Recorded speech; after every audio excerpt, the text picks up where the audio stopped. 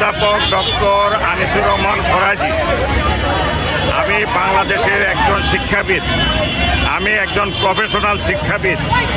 আজকে আপনাদের সামনে আমি দুটি কথা বলতে চাই। সেটা হলো যে আমাদের এই ডিপ্লোমাধারী স্টুডেন্টরা আজকে এই মোহাম্মদপুর আল্লাহর করিম মসজিদের সামনে গোলচক্করের মাঝে জমাত হয়েছে। তার কারণে ধানমন্ডির থেকে, বসিলার ওই পাশ থেকে, আসাদ গেটের ওই পাশ থেকে সমস্ত লক্ষ লক্ষ মানুষ আজকে দুর্ভোগ পোহাচ্ছে। এই কারণে আমি তাদের পক্ষে দুটি কথা বলছি। আমি একজন ডিপ্লোমা নার্স থেকে পিএইচডি ডিগ্রি অর্জন করেছি। আমি ডিপ্লোমা থেকে কি হওয়া যায় আমি জানি।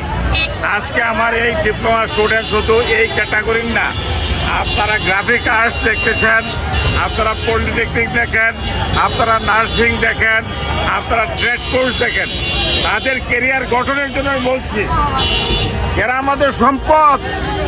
গ্র্যাজুয়েট যারা পাশ করেছে তারা হাতে কলমে কাজ করে না।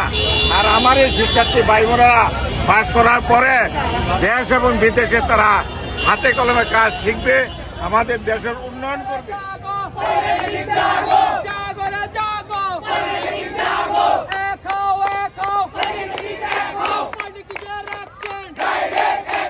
উদ্বেগের কথা হলো ছাত্র ছাত্রীদেরকে আর আপনারা কষ্ট দিবেন না, তাদের কেরিয়ার গঠনের জন্য আপনারা ব্যবস্থা নিন।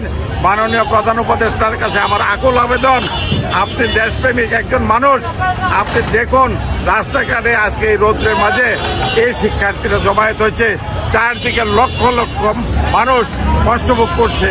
আপনারা আমাদের ট্রাফিক ডিসিপ্লিনে আনুন এবং আমাদের কষ্ট লাঘব করুন এবং এই ডিপ্লোমা শিক্ষার্থীদেরকে আপনারা যথাযথ ব্যবস্থা নেন। তারা আমাদের সম্পদ, তারা আমাদের সম্পদ, তারা আমাদের সম্পদ। আমরা তাদেরকে বিদেশি প্রশিক্ষণ দিয়ে সারা বিশ্বে নিতে পারবো, তাদেরকে আমরা ভাষা শিক্ষা দিয়ে সারা বিশ্বে নিতে পারবো। সুতরাং তাদেরকে ইগনোর করা চলবে না, তাদেরকে ইগনোর করা চলবে না।